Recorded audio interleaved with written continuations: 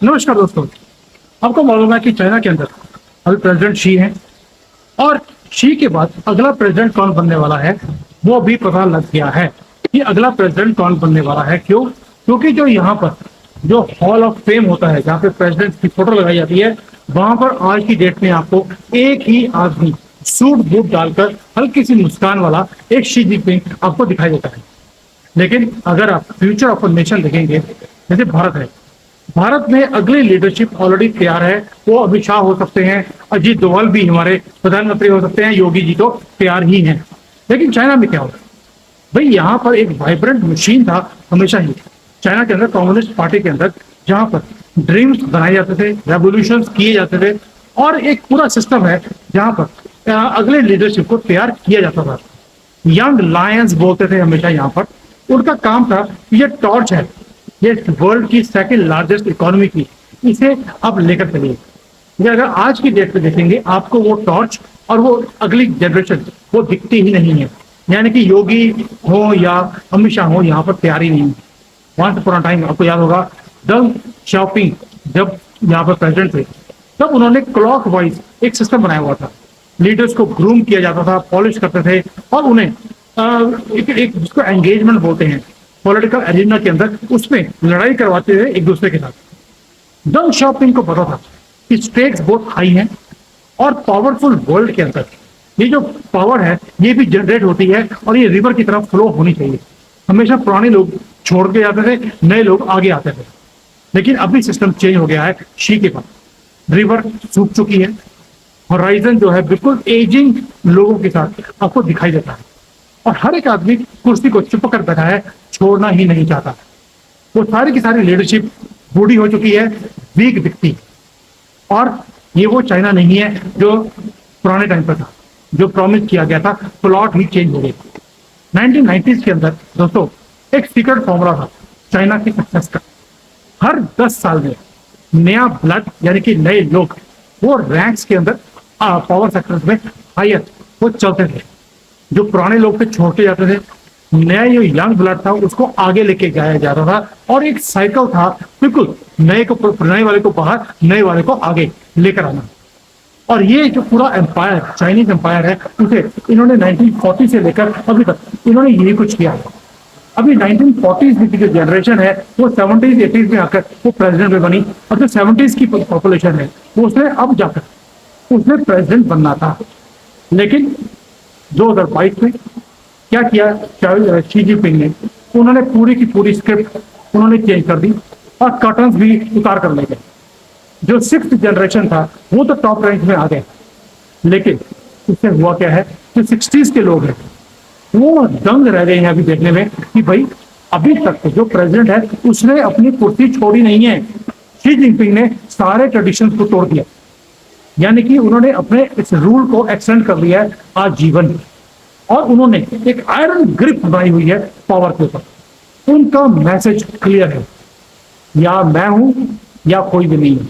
यानी कि मेरे मरने तक और मेरे मरने के बाद भी मैं ही यहाँ का प्रेसिडेंट रहने वाला हूं। मैं मरने के बाद भी आत्मा से, जैसे केजरीवाल की वाइफ ने बोला था उनकी आत्मा आपके बीच में है, शी जिनपिंग भी चाहते हैं कि उनके मरने के बाद उनकी आत्मा इस कंट्री को चलाती रहे। जो ये 7th जनरेशन है जो 60s में 70s में जिनका जन्म था, पार्टी के अंदर थे, टैलेंट वेस्ट हो गया, उनकी डेस्टिनी छीन ली गई। और हो क्या रहा है, तो जितने ये लोग हैं ये पहले उनको स्टेट्स का एक जैसे चीफ मिनिस्टर होता है वो बनाया जाता है, एक्सपीरियंस गेन कराया जाता है, उनके जो स्किल्स है उनमें शार्पन किया जाता है, छुरी तेज की जाती है। लेकिन अभी क्या हो रहा है, वो अपने छोटी मोटी जॉब्स पे वो फंसे हुए हैं और वो शी के सामने खड़े भी हो नहीं पा रहे। और जिसने भी शी जिनपिंग के सामने खड़े होने की कोशिश करी ऊपर भेज दिया। यानी कि प्रेसिडेंट शी जिनपिंग जब तक चाइना रहेगा यही प्रेसिडेंट रहेंगे, इनके बाद कोई है ही नहीं। और 2032 में ये 79 ईयर्स के होने वाले हैं और ये लगता नहीं है कुर्सी छोड़ने वाले हैं। और ये 7th जनरेशन ये वेट करती रही, their careers have been rotted, experience zero है, कोई कनेक्शन वर्ल्ड के अंदर बनाई नहीं है, कोई ट्रस्ट लोगों का जीता नहीं है। और चाइनीज जो गवर्नमेंट का सिस्टम है वो टाइम बॉम्ब की तरह तो बन गया है, जहां पर टाइमर ऑन है, बॉम्ब कभी भी फट सकता है। यानी कि जब चाइना का नए लीडर चूज करने का टाइम आएगा, दो अनथीन के पास चॉइसेस हैं इनके पास। एक है एजिंग एलिट, जो ना तो एक्सपीरियंस है उनके पास, ना ग्रूम्ड है, अनटेस्टेड है, इल प्रिपेयर्ड है, और वो क्रियोस क्रिएट करेंगे। आप सोचिए, देखिए चाइना की जो एजिंग पोर्टफोलियो है, या जिसको पॉलिट ब्यूरो बोलते हैं, वो ऐसे लगेगा जैसे पुराना सोवियत यूनियन के अंदर जो जो कुछ हुआ था, उनके अंदर भी यही प्रॉब्लम थी। 80s के अंदर बूढ़े पुराने फ्रेल लीडर्स, और वो जब क्रेमलिन में एंटर किए, उनके पास एक्सपीरियंस नहीं था कंट्री को चलाने के लिए, पूरा एम्पायर क्रम्बल कर गया, क्योंकि वो डिसीजन मेकिंग था नहीं, आउटडेटेड थिंकिंग थी। और यही चीज चाइना के साथ दिखती है। क्या शी जिनपिंग चाइना को उसी ट्रेजेक्ट्री पे लेके जा रहे हैं जहां पर अगली लीडरशिप तैयार नहीं है? खुद को उन्होंने आजीवन प्रेसिडेंट बना दिया, और ये भी डिक्लेयर कर दिया कि अगला प्रेसिडेंट भी शी जिनपिंग ही बनने वाले हैं। शी जिनपिंग के बाद भी शी जिनपिंग ही प्रेसिडेंट बनने वाले हैं। भारत में अगली लीडरशिप तैयार हो रही है। भाई राहुल गांधी है, उन्होंने प्रियंका गांधी को तैयार कर लिया, और जयराम रमेश जिनकी शक्ल इंदिरा गांधी से मिलती है, वो तो शुरू से ही तैयार है, क्योंकि सेम फैमिली से बिलोंग करते लगते हैं, तभी शक्ल मिलती है। लेकिन चाइना में वार्निंग सिग्नल्स हैं एक्टिव होते हैं कि जो मीटिंग्स है, यहाँ पर मीटिंग्स के अंदर एक पैटर्न बन गया है, कोई बोलता नहीं है शी जिनपिंग के सामने, अगर वो गलत है तो भी बोला नहीं जाता, और जो इनकी गलतियां हैं उन्हें छुपाया जाता है।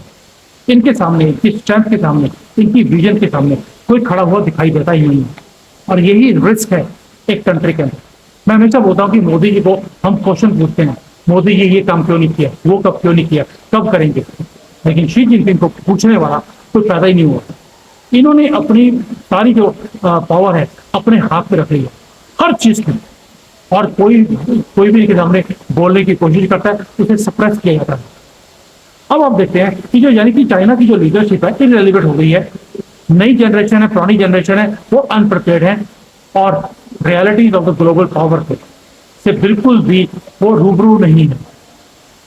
तो इसलिए दोस्तों, यहीं पर एक ट्विस्ट आता है, विच नो वन एक्सपेक्टेड, कि शी जिनपिंग जिन्होंने सपना दिखाया था कि मैं चाइना को मॉडर्न बना दूंगा, और यही हो सकता है कि ये आदमी के कारण चाइना पीछे चला जाए डार्क एजेस की तरफ। यानी कि लीडर इन इज 80s, और प्रीमियर जो है इनका, जो प्राइम मिनिस्टर है, वो भी बूढ़ा हो चुका है। कोई भी प्लानिंग नहीं है इनकी कि अगली लीडरशिप किसको तैयार किया जाए। और जो दुनिया में इतने रैपिड चेंजेस हो रहे हैं, टेक्नोलॉजी में, इकोनॉमी में, ग्लोबल डिप्लोमेसी में, और ये फंसे पड़े हैं अभी भी माओ के टाइम पर। मैं क्यों बना रहा हूँ वीडियो? इसलिए नहीं कि चाइना को डिमीन करना है, ये बताने के लिए कि कंपनी हो, लाइफ हो, कंट्री हो, सिस्टम सेम होता है, स्टेक्स हाई होते हैं, और उसके अंदर आपको फ्यूचर प्लानिंग करके चलना पड़ता है कि मेरे बाद कौन, अगला लीडरशिप कौन आएगी। और ये जो प्लॉट है, ये इतना थिक हो चुका है चाइना के अंदर, और दुनिया देख रही है अभी कि अगर शी जिनपिंग ये डिलीवर नहीं कर पाते तो पूरा सिस्टम है ये क्रम्बल हो रहा है। आपको मालूम है कि इकॉनमी यहाँ पर डाउन है, और इसको अगर बाहर नहीं निकाला गया तो who will be held responsible? क्या जो पुराने प्रेसिडेंट थे वो रिस्पॉन्सिबल है जो चाइना में आज हो रहा है, या शी जिनपिंग रिस्पॉन्सिबल है, या पूरा सिस्टम ही निकाला हुआ है? सस्पेंस इतना ज्यादा बढ़ता जा रहा है चाइना में, किसी को समझ नहीं आ रहा कि हो क्या है। और यहाँ पर जो चाइना है उसमें एक हीरो बनाकर इन्होंने शी जिनपिंग को खड़ा कर दिया। पर क्या ये हीरो है आज की डेट में? मुझे नहीं पता, क्योंकि ही इज द प्रेसिडेंट, इससे रिस्पेक्ट दी जाती है इनको। लेकिन शी जिनपिंग अपने कंट्री को लीड कर रहे हैं, शो करते हैं कि मैं एक ब्राइटर फ्यूचर आपको दिखाऊंगा, एक डायनामिक फ्यूचर आपके सामने वेट कर रहा हूं। मैं खुद यहाँ पर वेट कर रहा हूँ, तो भाई अगला प्रेसिडेंट कौन बनेगा? जैसे दुनिया वेट कर रही है, हम भी वेट कर रहे हैं, क्योंकि हो सकता है जब नया ब्लड आएगा, नए ब्लड आने से यहाँ पर पॉलिसी चेंज होगी। अब भारत में मैं जब कंपैरिजन करता हूँ इस चीज का भारत के साथ, मुझे लगता है कि भारत पूरा प्रिपेयर्ड है, अगले लीडरशिप तैयार है। अगर मोदी जी अब 74 के हो गए, अगले साल 75 के हो जाएंगे, हो सकता है 76 होने से पहले एक दिन पहले वो रिजाइन कर। आप ये वीडियो मेरा मार्क कर लीजिए, जिस दिन मोदी जी 76 के होंगे उससे एक दिन पहले वो रिजाइन कर देंगे, और वो ये टॉर्च किसी और को पकड़ा देंगे। इट कैन बी एनीथिंग, मैं उसके ऊपर स्पेकुलेशन नहीं करना चाहता हूं, लेकिन अगले 3-4 लीडर्स तैयार हैं स्टेट गवर्नमेंट में, जैसे अभी हमने किया राजस्थान में, मध्य प्रदेश में, छत्तीसगढ़ में, यहाँ पर सब जगह पर हमने नए लोगों को आगे लेकर आए हैं, यंग है, डायनामिक है। नॉर्थ ईस्ट में भी हमने यही चीज देखा है, इसलिए हमारे जो अगले 10-15 लोगों की लीडरशिप है वो तैयार हो रही है।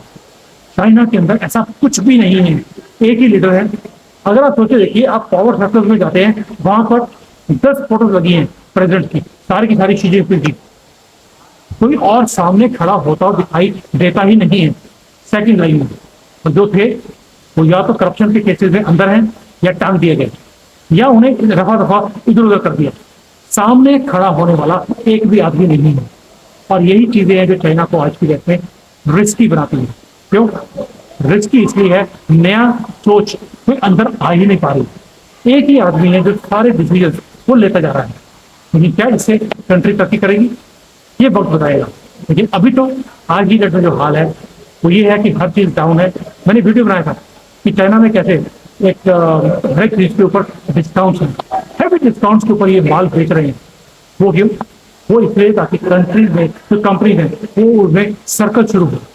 और उससे एक चीज और होगी, जब वो सस्ते में बेचेंगे तो दूसरे कंट्रीज में जो मैन्युफैक्चरर है उनकी दुकानें बंद होंगी। उनकी बंद होंगी तो ऑर्डर दोबारा से इनके पास ही आएगा। और कई लोगों ने मुझे बोला कि सर इनकी तो क्वालिटी बड़ी डाउन होती है। मैं आपको एक चीज बता दूं, चाइना की क्वालिटी 3 तरह की है। एक क्वालिटी जिसकी प्राइस हाई होती है लेकिन वो जाता है यूरोप अमेरिका में। बी क्वालिटी जो मिडिल ईस्ट कंट्री से वहां पे जाता है। सी क्वालिटी जो हमारे ट्रेडर्स खरीदते हैं वो तो एफ क्वालिटी खरीदते हैं, फेल क्वालिटी, क्योंकि सस्ते में उनको माल चाहिए। तो इशू ये नहीं है कि चाइना में क्वालिटी प्रोडक्ट नहीं बनता, लेकिन भारत में आता ही लो क्वालिटी का प्रोडक्ट है, क्योंकि हमारे ट्रेडर सस्ते के चक्कर में सस्ता खरीद लेते हैं। और चाइना में ये जो आज की डेट में जो बिजनेस का माहौल है वो बहुत डाउन है, इसीलिए इन्होंने प्राइसेस को फेंक कर माल बेचना शुरू कर दिया। गारंटी देते हैं 3-3 साल की, अगर प्रोडक्ट में दिक्कत आई तो हम आपको पैसे कॉम्पनसेट भी करेंगे, माल दोबारा से रिप्लेस भी करेंगे, जो पहले नहीं होता था।